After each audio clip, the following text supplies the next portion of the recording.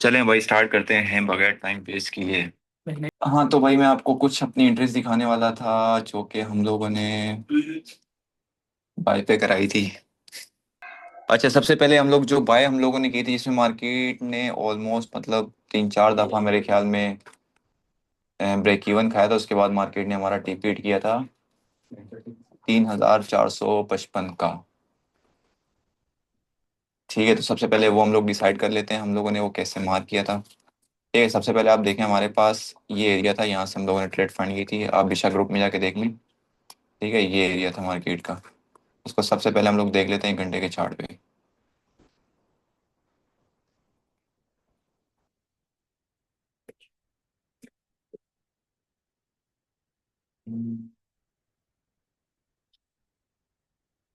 अब देखें 1 घंटे के चार्ट पे हमारे पास मार्केट ने आईआरएल पे टैप किया। आईआरएल पे टैप करने के बाद सबके पास, अब मार्केट के पास क्या था, कौन सी लिक्विडिटी थी, ईआरएल की, ये वाली। ठीक है, तो हम लोग यहाँ तक तो बुलिश हैं। लेकिन उससे पहले हम लोगों ने करीब तरीन लिक्विडिटी या करीब तरीन जो पीडीआर है, प्रीमियम डिस्काउंट है, एफईजी ऑर्डर ब्लॉक बियरिश जो है, वहां तक हम लोगों ने सबसे पहले अपनी इंट्रीज को पार्शियल या अपना रिस्क फ्री करना था ताकि हम लोग उसको मजीद होल्ड कर सकें। ठीक है, तो सबसे पहले हमारे पास ये 5 मिनट का टाइम फ्रेम था। दोबारा हम 5 मिनट पे जाते हैं तो उस पर मैं आपको कॉन्टेक्स्ट बताता हूँ हम लोग कैसे ट्रेड्स को देखते हैं। अच्छा, सबसे पहले ना मैंने आपको एक चीज बता दूं, आपने 2 से 3 चीजें देखनी। सबसे पहले मार्केट कहाँ से आ रही है और मार्केट ने कहाँ जाना है, और वहां जाने से पहले पहले बीच में मार्केट के पास कौन सी मतलब रेजिस्टेंस कह लें, फेयरवेल गैप कह लें, बियरिश, वो कहाँ तक आ सकते हैं। ठीक है, ओवरऑल आप कहें बुलिश हैं, डेली में आपको देखिए आप बुलिश हैं। तो क्या मार्केट जो भी है, मार्केट क्या, मैं आपको एक चीज बताता हूँ यहाँ पे ताकि सबको ना समझ आ जाए।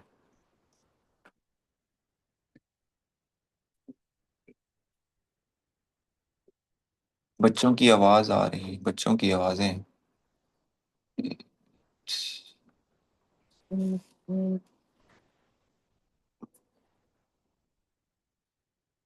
बच्चों की आवाज। यार अपने माइक्स ऑफ कर लें प्लीज। एक सबके ऑफ है, हमारी आवाज आ रही। पहले आ रही थी, अब चले, ठीक है ठीक है, ओके ओके ओके। आते हैं उन पे, सब पे क्वेश्चंस पे आते हैं। अब मैं आपको दिखाता हूँ कि लिक्विडिटी किस तरह वर्क करती है, स्ट्रक्चर किस तरह वर्क करता है। अब देखें आप हैं बुलिश, ठीक है, आप इस तरह बुलिश जा रहे हैं। अब ये है हाई टाइम फ्रेम का एरिया। ठीक है, यहाँ पे मैं लगा देता हूँ, ये है आपका हाई टाइम फ्रेम। इसको हम बोल देते हैं डेली।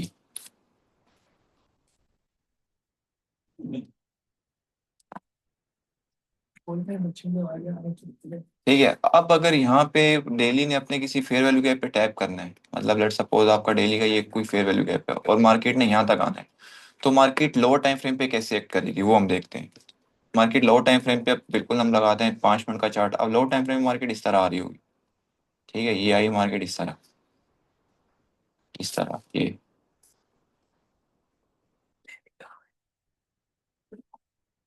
ठीक है, डेली यार आ ही नहीं रहा है, इसका पता नहीं क्या सीन है। आ गया। ठीक है, तो हमारे पास लोअर टाइम फ्रेम पे क्या ये सीन दिख रहा होगा आपको। अब मार्केट क्या लोअर टाइम फ्रेम पे बियरिश है, लेकिन मैंने आपको बताया हाई टाइम फ्रेम आपने देखना है कि हाई टाइम फ्रेम क्या, लोअर टाइम फ्रेम एक एक रिट्रेसमेंट लेके आ रहा है। अगर आप यहाँ पे सेल करना चाहें आप सेल कर सकते हैं, लेकिन आपने देखना है कि आप कहाँ तक सेल कर रहे हैं। ठीक है, अब लोग क्या करते हैं, अब लोग देख रहे होते हैं लोअर टाइम फ्रेम पे कि मार्केट ये बियरिश है। ठीक है, अब लोग क्या करते हैं, जिस तरह भी यहाँ पे मार्केट सब लिक्विडिटीज को स्वीप करिए, इसी तरह अगर मार्केट लोअर टाइम फ्रेम पे इस तरह हाई टाइम फ्रेम पे पीडीआरए पे टैप करती हो, ठीक है, उसके बाद मार्केट, अब मेजोरिटी लोग क्या करेंगे, यहाँ पे फेयर वैल्यू गैप देख के सेल कर देंगे। भाई अगर आप रिट्रेसमेंट पे सेल कर रहे हो, आप हाई टाइम फ्रेम को इग्नोर कर रहे हो रिट्रेसमेंट पे, उसके बाद मार्केट यहाँ पे क्या एक दूसरा फेयर वैल्यू गैप बनाएगी। आपने यहाँ से सेल कर दिया, आपको दिख रहा है कि लोअर टाइम फ्रेम पे यहाँ पे इन्वर्जन के साथ एक फेयर वैल्यू गैप है, लेकिन उसके बावजूद आप क्या कर रहे होते हो, आप इस लिक्विडिटी को टारगेट कर रहे होते हो। तो आप खुद बताओ क्या मार्केट इस लिक्विडिटी को स्वीप करेगी। नहीं, मार्केट यहीं से पंप होकर ऊपर चली जाएगी। मार्केट आपको कुछ प्रॉफिट दिखाएगा, आप बोलेंगे यार टीपी से पहले मार्केट ने ऐसे लेट कर दिया। तो ये वजह होती है जहाँ पे हम लोग लो टाइम फ्रेम के साथ हाई टाइम फ्रेम देख रहे होते हैं कि हाई टाइम फ्रेम किस तरह एक्ट कर रहा है। ठीक है, अब ये हाई टाइम फ्रेम, लो टाइम फ्रेम इस तरह जाएगा, और हायर टाइम फ्रेम डेली का चार्ट क्या करेगा, इस पे एंट्री लेके अपने आईआरएल को स्वीप करेगा, जो कि मार्केट ने किया जहाँ पे हम लोगों ने एनएफपी पे बाई की थी।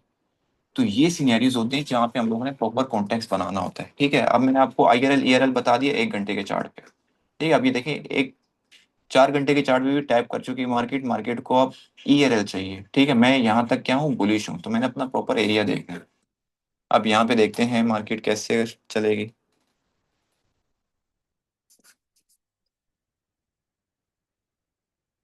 अब यहाँ पे देखते हैं मार्केट किस तरह वर्क करेगी।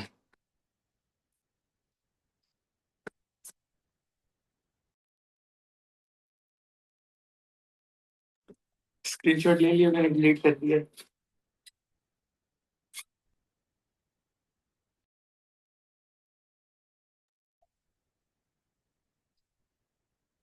ठीक है, तो भाई ये हमारी जो थी एंट्री थी यहाँ पे। अब देखें यहाँ पे मैं आपको एक चीज सिंपल बताता हूँ कि मैंने कहाँ से बाई की थी और मैंने कहाँ तक बाई की थी। ठीक है, मैंने आपको बताया ना कि आप जहाँ से बाई करें और आपने कहाँ तक जाना है, ये दो चीजें बड़ी इंपॉर्टेंट है। अगर बीच में कोई हाई टाइम फ्रेम का फेयर वैल्यू गैप आ रहा है तो जाहिर सी बात है वो अच्छा प्रॉफिट दिखा के आपका स्टॉप लॉस हिट कर देगा। ठीक है, सबसे पहले मैं जाता हूँ 4 घंटे के चार्ट पे। ठीक है, बाय हम किया हम लोगों ने, लेकिन हम बाय कहाँ तक करेंगे वो मैं आपको दिखाता हूँ। सबसे पहली चीज,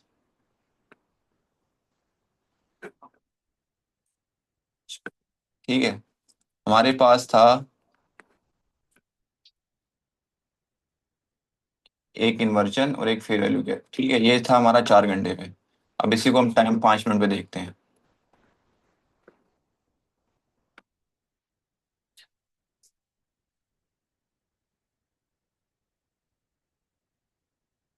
अब इस चीज को भाई सबने बहुत गौर से सुनना है, आपके बहुत सारे कॉन्सेप्ट इसमें क्लियर हो जाएंगे। ठीक है, अब देखिए मेरे पास ऊपर 4 घंटे का आईएफईजी प्लस एफईजी पड़ा हुआ है, उसके बाद मेरे पास 5 मिनट का एफईजी पड़ा हुआ है। अगर मैं मल्टीपल टाइम फ्रेम पे जाऊँ तो वहां पे भी एफईजी है, मतलब 4 से 5 टाइम फ्रेम मेरे बीरिश इधर अलाइन हो रहे हैं। ठीक है, अब मैंने बाय कहाँ से की, क्यों की, उसको मैं आपको रीजन बताता हूँ। ठीक है, सबसे पहले मार्केट ने क्या किया, मार्केट ने यहाँ टैप किया, उसके बाद मार्केट ने इतनी कोई खास रिजेक्शन दी नहीं। ठीक है, हम लोगों ने यहाँ से बाय किया था। अब मार्केट के पास जो था एक्सट्रीम एरिया वो यहाँ पे कहीं था। ठीक है, मार्केट ने एक लिक्विडिटी क्रिएट की और मार्केट नीचे आ गई। अब मार्केट के पास ये एरिया पड़े थे, मतलब मार्केट के पास अगर मैं ये दो फेयर वैल्यू गैप को कर दूं कंपेयर। ठीक है, इससे पहले मार्केट ने क्या लिक्विडिटी क्रिएट की। ठीक है, तो ये हमारा एक टारगेट था कि मार्केट नीचे से बाय साइड पे आए, बाय साइड पे टैप करे, देन मार्केट वहां से ऊपर हम इसकी बाय साइड की टारगेट करके सेल साइड की एंट्री लें। तो ये जो एनालिसिस था ये मैंने ग्रुप में पहले भेजा सेल साइड का, लेकिन उससे पहले मार्केट ने एक इंड्यूसमेंट क्रिएट की थी, एक फेक लिक्विडिटी क्रिएट की थी। यहाँ पे सेलर्स को बिठाया, हम लोगों ने अपनी बाइंग जो की थी वो यहाँ से ही थी। ठीक है, हमारा जो एसएल था मेरे ख्याल में 39 का एसएल था, इसके नीचे एसएल था। ठीक है, विक के नीचे नहीं दिया। अब विक के नीचे एसएल मैंने क्यों नहीं दिया वो देखें, इसके पीछे कॉन्टेक्स्ट ये आपने लाजमी गौर से देखना है। सबसे पहली चीज मेरा बाय करने का रीजन, सबसे पहली चीज आप देखें कि आपको यहाँ पे मार्केट ने एक लिक्विडिटी स्वीप की। अगर आपने मेरा लिक्विडिटी का टॉपिक देखा तो उसमें मैंने लिक्विडिटी की दो टाइप्स बताई है मेन, एक होती है एचआरएलआर और एक होती है एलआरएलआर। हाई रेजिस्टेंस लिक्विडिटी रन और low resistance liquidity run. High resistance liquidity run वो होती है जो कि मार्केट किसी प्रीवियस लिक्विडिटी को स्वीप करके आ रही होती है, जिस तरह मार्केट ने यहाँ पे किया। तो जब तक एक लो इसके पास नहीं लग जाता, जो जो कि ये लगा, तब तक मार्केट के पास ये एच आर एल आर है, मतलब मार्केट इसके स्वीप करने के चांसेस बहुत कम है, बहुत कम। ठीक है, उससे पहले मार्केट को एक विक मारना लाजमी है यहाँ पे, उसके बाद आपकी एल आर होगी। ठीक है, एल आर वो रेजिस्टेंस होती है जो वो लिक्विडिटी होती है जो मार्केट ने स्वीप करनी होती है। ठीक है, उसको एल आर बोलते हैं। और जो मार्केट स्वीप करके आ चुकी होती है, मार्केट फिर उसको स्वीप नहीं करती जब तक एक विक उसके पास ना लग जाए, तब तक फिर वो आपकी एच आर एल आर रहती है। तो सबसे पहले मैंने देखा कि यहाँ पे मेरे पास जो थी एच आर एल आर थी। ठीक है, मतलब मार्केट इस लिक्विडिटी को स्वीप नहीं करेगी जब तक मार्केट एक अपने हाई टाइम फ्रेम के बियरिश पीडीआरए पे टैप नहीं कर जाती। तो यहाँ से हम लोग अपनी बाइंग एग्जीक्यूट की। अब मार्केट की जो कंडीशन थी वो इस तरह की था, जैसे मैंने बोला कि आपने अपना 50% बुक करना है और 50% आपने एसएल पे करना है, ब्रेक इवन नहीं करना। अब मार्केट ने एक दो तीन, 3 से 4 दफा हमारा ब्रेक इवन खाया। ठीक है, मार्केट ने 3 से 4 दफा हमारा ब्रेक इवन खाया। ब्रेक इवन खाने के बाद सॉरी, हमारा ब्रेक इवन ही था, लेकिन मार्केट आई 3 से 4 दफा ब्रेक इवन पे। क्यों? क्योंकि आपको कैंडल्स की फॉर्मेशन से पता चल गया होगा मार्केट में उस तरह का वॉल्यूम नहीं है, मार्केट जस्ट एसएल हंटिंग करी है, ब्रेक इवन हंटिंग करी है, ठीक है। लेकिन हमारा जो एसएल था एक प्रॉपर वैलिड एसएल था, 30 पिप का एसएल था। हमारा जो टारगेट था वो 55 का था यहाँ पे, ठीक है। यहाँ से क्यों? क्योंकि यहाँ पे मेरे पास बेरिश पीडीआरए था। अगर लेट सपोज मैं टारगेट यहाँ पे हाई रख देता, क्या कभी मेरा टारगेट हिट होता? कभी भी नहीं हिट होता। क्यों? क्योंकि उससे पहले मार्केट के पास अच्छे खासे टाइम फ्रेम के बेरिश एरिया पड़े हैं, जिन पे मार्केट ने टैप करके इन लिक्विडिटीज को स्वीप करना है। अब आप देखें, यहाँ से हम लोगों ने बाय की। मेरे पास पहला रीजन, मार्केट की लिक्विडिटी स्वीप हुई भी है। लिक्विडिटी स्वीप होने के बाद मार्केट ने एक फेयर वैल्यू गैप क्रिएट किया है, ठीक है। एक फेयर वैल्यू गैप क्रिएट करने के बाद हम एंट्री यहाँ से भी ले सकते हैं। दूसरी एंट्री मेरी थी 40 से, ठीक है। ये थी मेरी सी आई एस डी से, 40 से 42 और 39 का हमारा एसएल था, ठीक है। दूसरी एंट्री हमारी कहाँ से थी? सी एस डी से। क्यों? सी एस डी पे जो कैंडल एक मेरे पास हुई, उसकी नेक्स्ट कैंडल ने लिक्विडिटी स्वीप की। तो उसके पास जो मेरे पास जो कैंडल होंगी, एक कंसेक्यूटिव कैंडल हो, दो कंसेक्यूटिव कैंडल हो, तीन कंसेक्यूटिव कैंडल हो, वो आपका सी आई एस डी होगा, ठीक है। स्क्रीन वही शेयर हो रही है ना? सही है। ठीक है, आपके पास ये कंसेक्यूटिव कैंडल जितनी भी होंगी वो आपका सी एस डी। एक मेरे पास सी आई एस डी हो गया, जब मार्केट ने ये वाली अब क्लोजिंग की, उसके बाद एक फेयर वैल्यू गैप। यहाँ से हम लोगों ने ट्रेड की थी। ट्रेड कहाँ तक की? बीरिश पीडीआरए तक, ठीक है। यहाँ पे हम लोग अपने का 3555 में हमारा टारगेट हिट हुआ। ये हमारा सेलिंग एरिया था। सेलिंग एरिया जब आई मार्केट, उसके बाद मैं आपको एक और कॉन्टेक्स्ट बताता हूँ। अब बहुत लोग यहाँ पे क्या गलती करते हैं, अब यहाँ पे लोग गलती करेंगे भाई, इसको as a order block mark करेंगे। अब देखें, ये 5 मिनट का एरिया है, ठीक है। मैं सब रिमूव करता हूँ, बल्कि नीचे वाला सब रिमूव मारता हूँ। उसके बाद मैं आपको बताता हूँ कि यहाँ पे मेजोरिटी लोग क्या गलती करते हैं। अब जिन लोगों को 1 साल 6 महीने या 3 महीने हो गए हैं आईसीडी में, ठीक है, वो क्या करेंगे, यहाँ पे देखेंगे भाई बीओएस हो चुका है, ठीक है। उसके बाद ये एक फेयर वैल्यू गैप बना हुआ है भाई, बहुत अच्छा, ठीक है। अब बोलेंगे मार्केट ने बीओएस कर दी है, ऑर्डर ब्लॉक मैच हो रहा है, ये हो रहा है, लिक्विडिटी स्वीप हो रही है भाई। आप एक बात खुद बताओ, 4 घंटे, 1 घंटे का टाइम फ्रेम, 4 घंटे का टाइम फ्रेम, 15 मिनट, 5 मिनट, सारे बियरिश एरिया, 4 से 5 बियरिश एरिया आपके वहां पे अलाइन हो रहे हैं, ठीक है। फिर आप कैसे एक्सपेक्ट कर सकते हो कि मार्केट हाई टाइम फ्रेम के बियरिश एरिया इस 5 मिनट के बुलिश एरिया को रिस्पेक्ट करेगा? ये कॉन्टेक्स्ट होता है, ये स्टोरी बनानी होती है आपने, कि जहां से मार्केट आ रही है और जो एरिया मैंने मार्क किया, क्या वो हाई टाइम फ्रेम से अलाइन है या नहीं है।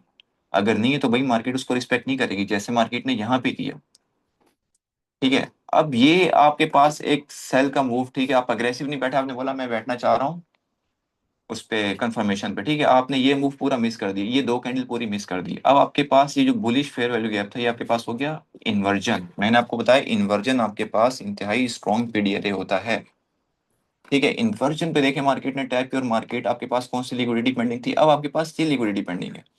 आपके पास जो मार्केट ने इक्वल हाइस फॉर्म किए थे, आपके पास अब ये लिक्विडिटी पेंडिंग है। अब ये एच आर एल आर नहीं, एल आर एल आर है। क्यों? क्योंकि इससे पहले मार्केट ने यहाँ पे लो अपना लगा दी है, ठीक है। तो ये हमारे पास इस तरह हम लोग कॉन्टेक्स्ट बनाते हैं, इस तरह हम लोग स्टोरी बनाते हैं कि मार्केट कहाँ आ रही है, कहाँ जा रही है, जहां से मैं सेल कर रहा हूँ क्या वो एरिया वैलिड है, और जहां तक मैंने अपना टीपी लगाया है उससे पहले क्या मार्केट रिवर्स हो सकती, नहीं हो सकती। तो आपने चार्ट से बात करनी होती, आपने कैंडल फॉर्मेशन देखनी होती, इस तरह एक प्रॉपर कॉन्टेक्स्ट बनता है। उसके बाद आप अपने सेटअप्स को फॉर्म करते हो। आप रैंडम कभी भी आके नहीं करते, 4 से 5 चीजें इसमें इंक्लूड होती हैं। यहाँ तक किसी को कोई चीज समझ नहीं हो, पूछे। काइंडली एक बार आइए फिजी पर बीपीआर में डिफरेंस बता दें। ओके।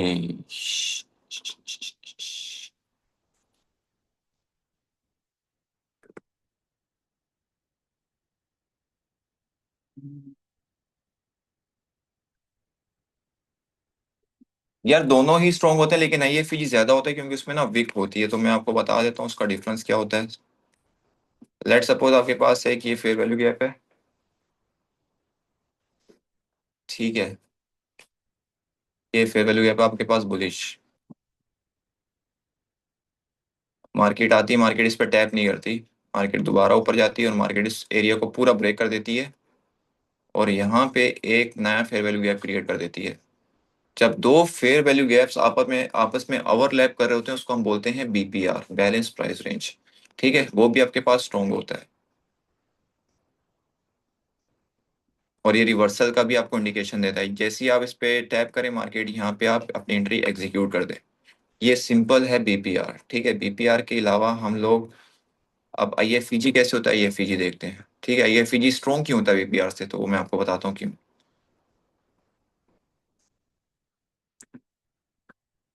अब देखिए यहाँ पे,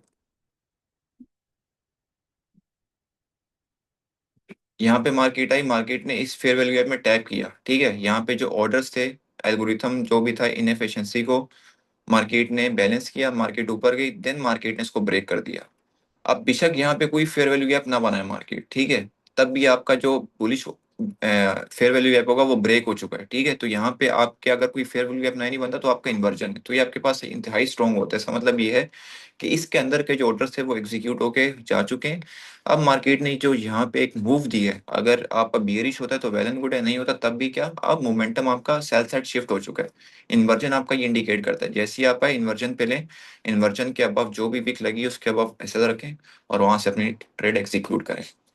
तो दोबारा बताता हूँ, दो फेयर वैल्यू गैप जब आपस में ओवरलैप करेंगे वो आपका बीपीआर होता है। और आपके पास एक अगर विक लग जाती है और market bullish fair value gap या बियरिश फेयर वैल्यू गैप को ब्रेक कर देती है, वहां पे बेशक फेयर वैल्यू गैप ना बने तब भी वो आपका इन्वर्जन होता है, ठीक है। तो ये एक मेन डिफरेंस होता है। एक बार एफईजी और बीपीआर में डिफरेंस बताएं। अच्छा हो गया ये तो, ये उसने में एफईजी मार कर रहे हैं आपने, मार्केट इसे भी टैप करने के बाद ऊपर जा सकती है बट नीचे ही चली गई, रीजन कहाँ पे, कहाँ मार की है मैंने। अच्छा एक मैं चीज बता दूं, ठीक है। आप यहाँ पे ना कुछ लोग क्वेश्चन करेंगे ये क्यों हुआ, वो क्यों हुआ, क्या रीजन है इसके। देखें आप ना हर मूव को कैप्चर नहीं कर सकते, ठीक है। आपके पास एक होता है लो प्रोबेबिलिटी एरिया, एक होता है हाई प्रोबेबिलिटी एरिया, एक होता है रॉन्ग एरिया, ठीक है। आपको ये पता होना चाहिए आप कौन से एरिया पे ट्रेड कर रहे हो। अब आपके पास देखो सिंपल, अब एक बंदा कहता है यार bullish fair value gap fail क्यों होता है। यार आप 5 मिनट का फेयर वैल्यू गैप ट्रेड कर रहे हो, ठीक है। मार्केट आ रही है 4 घंटे के फेयर वैल्यू गैप से। अब आप इस बात से एक मुझे खुद जवाब दो कि डेली के ऑर्डर्स टकरा रहे हैं 5 मिनट के ऑर्डर से, ठीक है। 5 मिनट पे बुलिश ऑर्डर पड़े हुए हैं, डेली पे बेरिश ऑर्डर पड़े हुए हैं। आपके हिसाब से ये वॉर कौन जीतेगा, ऑर्डर्स किसके ज्यादा हावी होंगे, बताएं, सब जवाब दें, बियरिश या बुलिश डेली का। तो यही चीज होती है आपके, जो आप जो फेयर वैल्यू गैप्स बुलिश मार कर रहे होते हैं वो आपके फेल होते हैं। इसके पीछे रीजंस ये होते हैं क्योंकि क्या आपका एरिया हाई टाइम फ्रेम से अलाइन नहीं हो रहा होता, ठीक है। तो डेली अगर आपका भाई बेरिश है, 5 मिनट आपने सिर्फ बुलिश किया है, उसके साथ कोई हाई टाइम फ्रेम अलाइन नहीं है, आपका बायस बेरिश है, मार्केट नीचे जाना चाह रही है, आप उस बाय पे बैठना चाह रहे हो, तो मतलब मार्केट कैसे रिस्पेक्ट करेगी, मार्केट नहीं करेगी। इस वजह से मार्केट आपके जितने भी ऑर्डर ब्लॉक्स हैं, जितने भी आपके फेयर वैल्यू गैप्स हैं, इन्वर्जन है, मार्केट उनको ब्रेक करती है, ठीक है। जब ब्रेक करती है फिर इन्वर्जन बनता है। देखिए यहाँ भी क्या हुआ, मार्केट ने ब्रेक किया, उसके बाद इन्वर्जन बनाया, ये देखिए, ठीक है। अब यहाँ पे कोई फेयर वैल्यू गैप क्रिएट नहीं हुआ, जब मार्केट ने इसको ब्रेक किया कोई फेयर वैल्यू गैप क्रिएट नहीं हुआ, लेकिन आपका ये इन्वर्जन हो गया। अब इतना स्ट्रॉन्ग इन्वर्जन देखे मार्केट ने उसकी लिक्विडिटी स्वीप की। तो इन्वर्जन आपके इस तरह वर्क करते हैं। और कुछ लोग दूसरी गलती क्या करते हैं, इन्वर्जन नहीं देखते, भाई आपने अपनी ग्रिप ऐसी बनानी है आपको दोनों चीजें दिखे। अब कुछ लोग यहाँ पे बैठ जाएंगे, सही है, यहाँ भी सही है, बुरा नहीं है, लेकिन आपकी वो लिक्विडिटी स्वीप नहीं होगी फिर। अब लोग क्या गलती करेंगे, यहाँ पे बैठेंगे, उसके बाद ये लिक्विडिटी टारगेट करेंगे, नहीं भाई देखें दोबारा मार्केट यहाँ पे लिक्विडिटी स्वीप करके आ चुकी है। हम्म। ठीक है, अब देखें मार्केट ये लिक्विडिटी स्वीप करके आ चुकी है। अगर आप यहाँ से टारगेट करें, इस लिक्विडिटी को टारगेट करें, ये अगर इक्वल लॉस होते ना फिर मार्केट इनको टारगेट करती है। अब लिक्विडिटी स्वीप हुई भी है, तो मार्केट ने जब एक लिक्विडिटी स्वीप ही नहीं करनी, आप यहाँ पे टारगेट रख के क्यों बैठे हुए।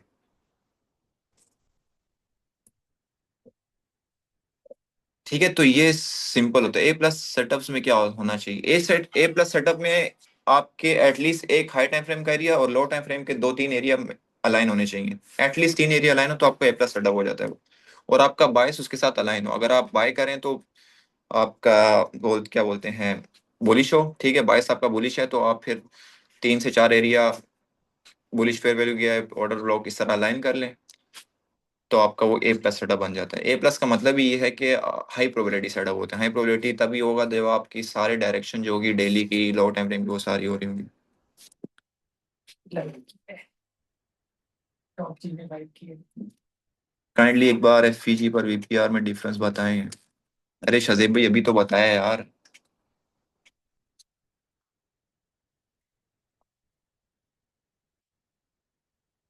किसी भी एरिया को रिस्पेक्ट नहीं कर रही थी, उसको क्या वजह थी, और हम इस एरिया की तरफ ट्रेड फाइंड करें।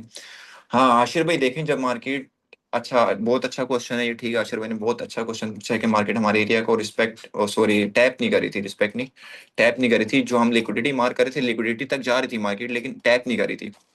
देखें मार्केट की ना साइकिल्स होती हैं, ठीक है। एक नया ट्रेडर या एक बिगनर ट्रेडर या इंटरमीडिएट लेवल का ट्रेडर वो ये समझता है कि जब भी मैं चार्ट पे आऊंगा ना, मार्केट मेरे एरिया पे टैप करे। एक मिथ है ये, ठीक है। मुझे हमेशा चार्ट दिखना चाहिए। कोई भी प्रोफेशनल ट्रेडर है ना, आप उसको उठा के देख लें, उसके कुछ दिन ऐसे आते हैं उसको ट्रेड समझ ही नहीं आ रही होती। इवन मुझे कुछ ट्रेड समझ नहीं आ रही होती कि मार्केट कर क्या रही है। ठीक है, तो जरूरी नहीं है आप ट्रेड तभी करते हैं, आप मार्केट मेकर नहीं है, ठीक है। आप ट्रेड तभी करते हैं जब आपका सेटअप फॉर्म होता है। यही डिसिप्लिन की सबसे बड़ी एक निशानी, एक चीज होती है, ठीक है। इसी को डिसिप्लिन बोलते हैं, इसी को कंसिस्टेंसी बोलते हैं कि भाई आपका जब तक सेटअप फॉर्म नहीं होता आपने तब तक ट्रेड नहीं करनी। अब मेरा जब तक मैं, अब मार्केट ना बहुत ट्रेंडिंग पे चल रही थी, ठीक है। अब हो सकता है मार्केट जो सपोर्ट रेजिस्टेंस वाले हो, मार्केट उनको रिस्पेक्ट करके ऊपर जा रही हो, ठीक है, लेकिन वहां पे मेरा डिसिप्लिन काम आता है कि भाई जब मेरी एरिया पे मार्केट टैप नहीं करी वहां पे मैं बाई नहीं करूंगा। अब मार्केट टैप क्यों नहीं करी? क्योंकि मार्केट, जाहिर सी बात है, मार्केट मेकर्स जो है उनको पता है कि लोग आईसीटी यूज कर रहे हैं, एसएमसी यूज कर रहे हैं। अब जो नया ट्रेडर होगा, जो बिगनर होगा, इंटरमीडिएट लेवल होगा, एक प्रोफेशनल ट्रेडर कभी भी अपने सेटअप से हट के ट्रेड नहीं लेता। यही वजह है हमारी कि हम जो भी सेटअप्स देते हैं वो A+, मार्केट उन पर टैप करती है और उनको रिस्पेक्ट करती है, ठीक है। हम रैंडम सेटअप नहीं बनाते, जब मार्केट सेटअप देती है हम तब बनाते हैं।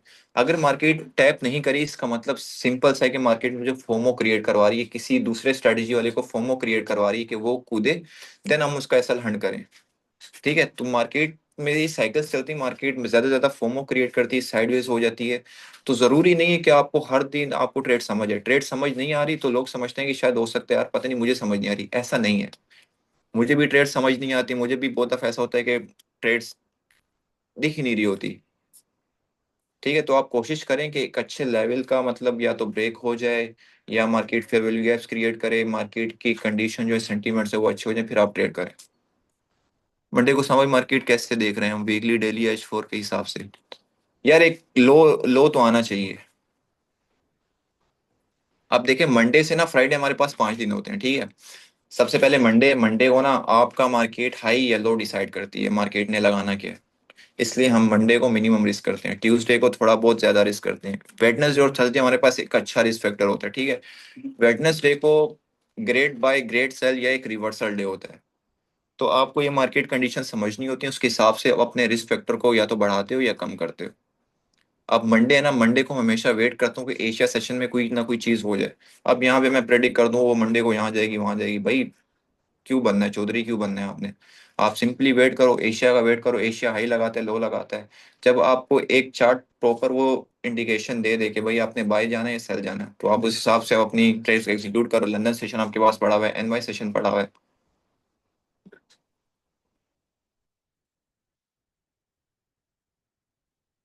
सभी large recent making daily buy bullish है, फिर 0.5 पर जोन बढ़ाने पर न्यूज में बनाना है लेवल, क्या मार्केट उसको रिस्पेक्ट करेगी या नहीं? भाई न्यूज में ना मार्केट आपके किसी लेवल को रिस्पेक्ट नहीं करेगी। मार्केट सिर्फ न्यूज में आया तो आपको उठा के फेंकेगी या आपको प्रॉफिट दे देगी, ठीक है। अब मैंने जो यहाँ पे बाय कराया ना, मैं आपको दिखाता हूँ क्यों बाय कराया, ठीक है। आपके पास सबसे पहले देखो NFP है, एक बड़ी न्यूज है, NFP, CPI, FOMC, और तीसरे हैं पॉवल, चाचा पॉवल, ठीक है। आप आए डेली पे, मैंने रैंडम बाय तो नहीं कराया ना, मैं पागल थोड़ी यहाँ पे एक इतनी बड़ी न्यूज पे रैंडम बाय कराऊंगा। अगेंस्ट भी तो जा सकती थी मार्केट, ठीक है। अब देखें रिसेंट PDRA पे टैप किया मार्केट ने, अब मार्केट एक लो लगा चुका है, ठीक है। मार्केट एक लो लगा के मार्केट प्रीवियस वीक के अबव क्लोज हो चुकी है। मतलब मेरे पास ये लिक्विडिटी स्टिल पेंडिंग है। अगर ये बिलो क्लोज होती ना, मैं कभी भी आपको बाय ना कराता, कभी भी बाय ना कराता। क्यों? क्योंकि मार्केट के पास सेल साइड के मोमेंटम ज्यादा हो जाता। मार्केट ने टैप किया, मार्केट अबव क्लोज हुई, अच्छा खासा यहाँ पे डोमिनेट किया बायर्स ने। उसके बाद हमारे पास पेंडिंग लिक्विडिटी थी ERL की, इसलिए मैंने आपको वहां पे बाय करवाया। एक रीजन ये था कि भाई आपके पास NFP से पहले लो लग चुका था आपके डेली फेयर वैल्यू गैप में, इसका सिंबल सा मतलब है कि NFP में बाय जाने वाला है। उसके बाद एक लो लग गया, उसके बाद मार्केट एक डेली फेयर वैल्यू गैप पे टैप कर चुकी थी, और उसके बाद हमारे पास कैसा मूव आया, ये सीधा बूम हो गया, ठीक है। तो आपके पास ये होते हैं। उसके बाद देखो एक चीज मैं 1 घंटे पे और दिखा देता हूँ। मार्केट ऑलरेडी लिक्विडिटी स्वीप करके आ रही थी, फिर मार्केट ने ये कैंडल्स फॉर्म किया, उसके बाद हमने यहाँ से बाई की थी 55 से, यहाँ से, यहाँ से हमने बाई किया। उसके बाद देखो मार्केट कहाँ गई। तो मार्क आपने ना चार्ट से बात करनी होती है। अब लोग गलती ये करते हैं, लोग ना चार्ट के साथ ना खुद ट्रेड बना रहे होते हैं, यहाँ से ट्रेड बन गई। यार आप जो ट्रेड बना रहे हो, आप सोचो कि मार्केट क्या यहाँ से, अगर मैं सेलिंग एरिया मार्क कर रहा हूँ, क्या मार्केट यहाँ से गिर सकती है? अगर गिरना चाह रही है तो कहाँ तक जाएगी? जहां तक मैंने अपना टीपी लगाया, कहीं उससे पहले मेरा पास हाई टाइम फ्रेम का, 1 घंटे का, 4 घंटे का, एक डेली का मेरे पास कहीं बुलिश फेयर वैल्यू गैप तो नहीं है। तो आप अपने आप से क्वेश्चन करो, चार्ट से बात करो, तब आपको आपके पास एरिया निकल के आएंगे। और मेजोरिटी लोग मोबाइल पे सीख रहे होते हैं। यार मोबाइल पे कभी भी आपकी ट्रेडिंग नहीं होती, बिगनर पे तो भाई कभी भी नहीं होती। तो कोशिश करो एक लैपटॉप या एक पीसी एक अच्छा बनवाओ, उस पर ट्रेड करो।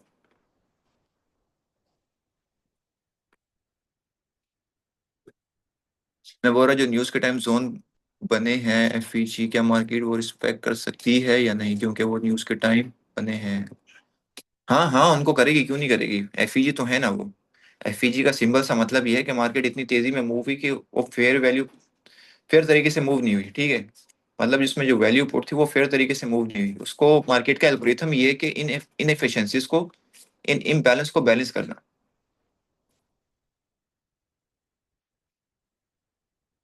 मार्केट उनको लाजमी रिस्पेक्ट करेगी। आप अपने, जिस तरह मैंने आपको एरिया मार्क करना सिखाया है, आप हाई टाइम फ्रेम से मार्क करना सिखाएं। चलें एक प्रिडिक्शन देख लेते हैं भाई, देख लेते हैं क्या बनता है। मेरे पास ये फेयर वैल्यू गैप पड़ा हुआ है एक, ठीक है, उसको हमने मार्क कर लिया। उसके बाद हम लोगों ने 0.5 भी मार्क कर लिया, 0.5 भी मार्क कर लेते हैं यहाँ पे हम। ठीक है, ये है मेरे पास 1 घंटे का, लोअर टाइम फ्रेम पे देख लेते हैं।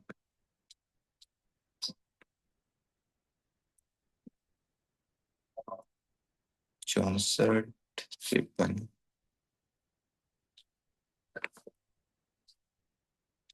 अच्छा अब देखें आपके पास ना यहाँ पे। हम्म। एग्जाम, कौन सी एग्जाम हो रही है बात? अजान हो रही है, अजान के बाद करते हैं, 1 मिनट, अजान सुन लेते हैं। जी बिल्कुल, ऑफिस में लैपटॉप लेके जाएं।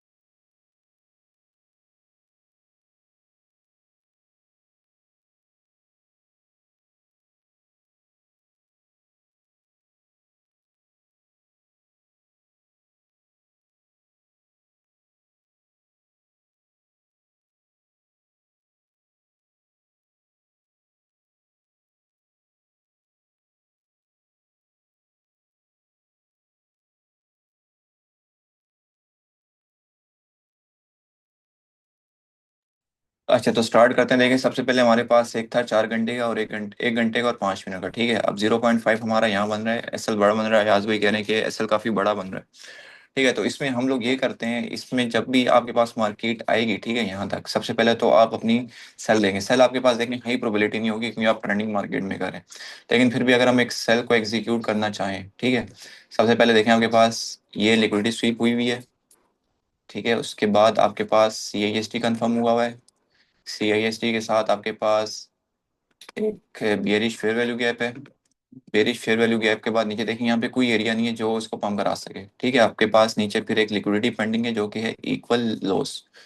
तो हम लोग यहाँ से अपना जो एक सेटअप है वो बना सकते हैं शॉर्ट का। ठीक है, आप यहाँ से बनाएं, आप एसएल रखें इस हाई पे 92, 96, 40, 40 पिप्स, 35 पिप्स का एसएल है। और आप कोशिश करें यहाँ तक अपनी ट्रेड प्ले करें। अब जब मार्केट यहाँ पे आएगी, ठीक है, तो यहाँ पे हम लोग कन्फर्मेशन पे जाएंगे। कन्फर्मेशन का मैंने एक पूरा टॉपिक जो है वो अलग से रिकॉर्ड करवा के यूट्यूब पे अपलोडेड है। वो आप देख लें कि कन्फर्मेशन कितनी तरह की होती है, हम किस तरह कन्फर्मेशन लेते हैं। ठीक है, आफ्टर कन्फर्मेशन जब मार्केट यहाँ पे है, मार्केट कोई भी कन्फर्मेशन देती है इस प्लेस पे, SMT की, CIST की, MSS की, तो आप यहाँ पे फिर अपने ट्रेड्स को एग्जीक्यूट कर सकते हैं और यहाँ पे कहीं आपका एसएल बनेगा छोटा। अब अगर यहाँ पे हम लोग ट्रेड करेंगे ना एग्रेसिव, 64 का एरिया बन रहा है, 64 से अगर आप इस एफईजी के नीचे भी देते हैं 55 कैसल बन रहा है, मतलब ऑलमोस्ट 90 पिप्स। तो 90 पिप्स कैसल तो हम नहीं रख सकते। ठीक है, तो हम कोशिश करेंगे कि मार्केट यहाँ पे है, मार्केट कंफर्मेशन दे, अगर इससे पहले सेल साइड आ जाए तो हम यहाँ से एक सेल पे रिस्क ले सकते हैं छोटा सा, देन मार्केट को यहाँ तक ट्रेड कर सकते हैं। ठीक है, तो ये एक प्रॉपर एनालिसिस है फॉर मंडे। जब आप ट्रेंडिंग में होते हैं वहां पे फिर आप, जहाँ पे आप मल्टीपल एरिया अलाइन हो रहे होते हैं वहां पे आप कंफर्मेशन लेते हैं, वहां पे एग्रेसिव बैठते हैं। यहाँ पे जहाँ पे आपका एसएल छोटा बन रहा होता है वहां पे भी आप एग्रेसिव बैठते हैं, लेकिन जहाँ पे आपका एसएल बड़ा बन रहा है, ठीक है, मार्केट एक मोमेंटम उसका बहुत सेल से, मतलब एक सेलिंग मोमेंटम बहुत ज्यादा है मार्केट में, तो वहां पे फिर आप कोशिश करते हैं कि कंफर्मेशन के साथ जाएं। या आपका एसएल बहुत बड़ा बन रहा होता है, यहाँ पे जिस तरह हमारा यहाँ पे एक एसएल बहुत बड़ा बन रहा है। ठीक है, तो यहाँ पे हम कोशिश करते हैं कि एक कंफर्मेशन के साथ जाएं। मेन काम जो मार्केट में है वो है अपना पैसा बचाना। प्रॉफिट बन जाते हैं भाई, जहां पे आपने अपना पैसा बचा लिया ना, बचाना सीख गए पैसा, वहां से आप प्रॉफिटेबल, आपका एक जो प्रॉफिटेबिलिटी जर्नी है वो स्टार्ट होती है।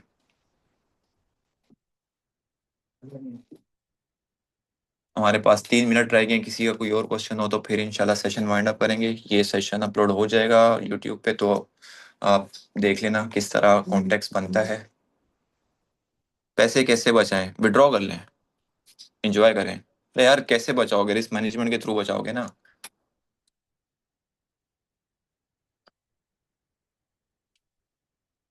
साइकोलॉजी देखो, साइकोलॉजी ऐसी चीज है जो कि ना वक्त के साथ मेंटेन होती है। वो कोई भी स्ट्रेटजी सीख के, वो कोई भी कुछ भी सीख के ना वो आपकी मेंटेन नहीं होती। साइकोलॉजी आपकी वक्त के साथ साथ होती है। और साइकोलॉजी में सबसे मेन रोल जो होता है वो आपका ट्रेड को जर्नल करना और ट्रेड को बैक टेस्ट करना बहुत जरूरी है। ठीक है, अब साइकोलॉजी है क्या, साइकोलॉजी में आप क्या आते हैं, इमोशंस, कि मेरा लॉस ना हो जाए, ये ना हो जाए। अब मुझे पता है कि यार ये जो मैंने जो सेटअप बनाया है इसको मैं 100 दफा बैक टेस्ट कर चुका हूँ, और एक दूसरा बंदा है, उसने सिर्फ 10 दफा बैक टेस्ट की है। अब बताओ ज्यादा कॉन्फिडेंस लेवल किसका हाई होगा, मेरा होगा या उसका होगा। तो साइकोलॉजी वहां पे किसकी ज्यादा मेंटेन होगी, उसकी होगी या मेरी होगी, मेरी होगी। क्यों? क्योंकि मैंने इस सेटअप को मल्टीपल टाइम बैक टेस्ट किया और मुझे पता है मार्केट इसको 80 to 90% रिस्पेक्ट करती है। तो इस तरह आपकी साइकोलॉजी वक्त के साथ मेंटेन होती है, कभी भी जल्दी नहीं होती। हेजिंग के बारे में क्या कहते हैं आप? यार हेजिंग का सिंपल मतलब है, जिस साइड से आपने बाय खोली उसी प्राइस से आप सेल खोल दो, उसको बोलते हैं हेजिंग।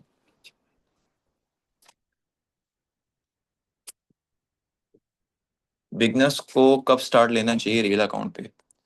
बिगनर्स को स्टार्ट रियल अकाउंट पे जब, अगर आप ट्रेड लगाना सही सीख के हैं, मतलब आपको पता है कि अपने पार्शियल कैसे करना है, ब्रेक इवन कैसे करना है, लिमिट्स कैसे एग्जीक्यूट करनी है, तो आप सिग्नल के साथ साथ आप रियल पे अकाउंट अकाउंट पे ट्रेड कर सकते हैं। लेकिन फिर आप उसमें ना अपने सेटअप्स इंक्लूड नहीं करेंगे, मुझे ये सेटअप लग रहा है मैं यहाँ से बाय कर लूँ।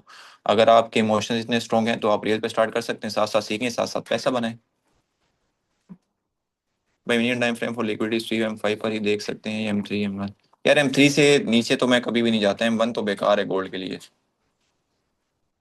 आप कोशिश करो M5 पे रहो एज अ बिगिनर, अगर आप अभी कर रहे हो। क्योंकि M1 में बहुत एरिया आपका ब्रीच होते हैं, फिर आपको समझ नहीं आती।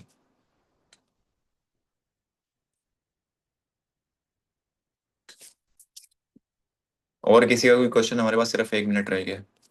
और अगर किसी का कोई क्वेश्चन होता भी है इस सेशन से रिलेटेड, तो वो जो एजुकेशन वाला डिस्कशन ग्रुप है आप उसमें पूछ लें।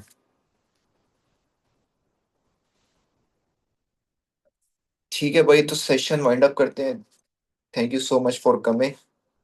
तो व्हाट इज IFEG, ये आप हाशिर भाई दोबारा देखेंगे, आपको समझ आ जाएगी। आप वो चीज़ पूछ रहे हैं जो मैं 3-4 दफा, 3-4 दफा बेटा, मैं 3-4 दफा रिपीट कर चुका हूँ। आप सिर्फ वही चीज़ पूछ रहे हैं दोबारा।